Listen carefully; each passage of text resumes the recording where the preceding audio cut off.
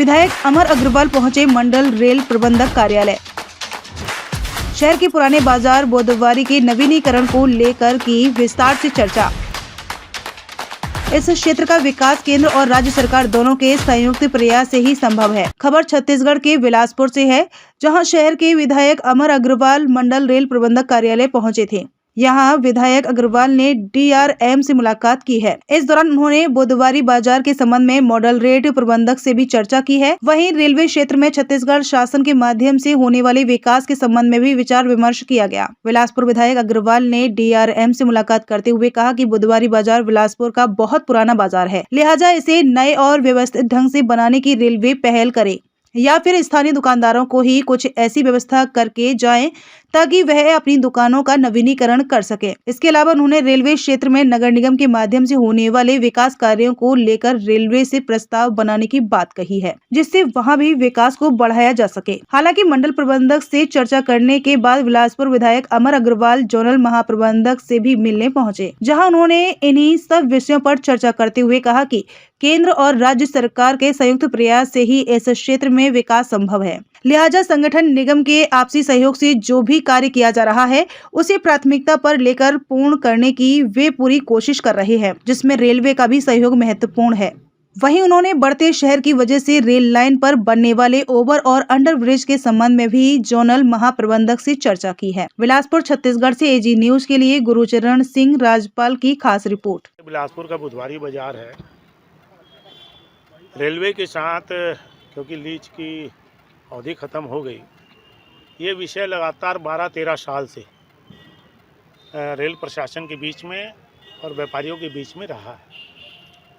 लेकिन अब 2022 में केंद्र की सरकार ने ऐसे जितने भी प्रकरण थे उसके बारे में क्लियर कट डायरेक्शन सारे रेलवे विभाग को दिया है और आज उसी संबंध में हम लोग DRM से मिले हैं और वो जो इंस्ट्रक्शन आए हैं उसके आधार पे 6 महीने के अंदर DRM ने आश्वस्त किया है कि सारे व्यापारियों का जिसकी ओनरशिप थी उनका ओनरशिप और जिनने दूसरे वारिस हो गए उसकी लीगल एक्शन करके पेपर में विज्ञापन देके उसका निराकरण, और उसके बाद क्योंकि हमारे प्रधानमंत्री जी ने इस रेलवे में लगभग 400 करोड़ रुपए का पूरे सौंदर्यीकरण हमारे जोन का जो इस कहना चाहिए अंचल का सबसे सुंदर रेलवे स्टेशन होगा, तो ये क्योंकि अभी तक लीज नहीं हुई थी तो ये बुधवारी बाज़ार भी एक व्यवस्थित बाज़ार कैसे बने उसके बारे में DRM ने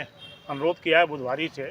तो उसका भी एक मैप बनाकर इस शहर का एक अच्छा मार्केट के लिए बारे में सहमति बनी है। और मैं ऐसा समझता हूँ कि वर्षों पुराना ये जो कहना चाहिए विवाद चल रहा था, केंद्र की सरकार ने 22 में उसको क्लियर कर दिया। अब क्रियान्वयन होना है।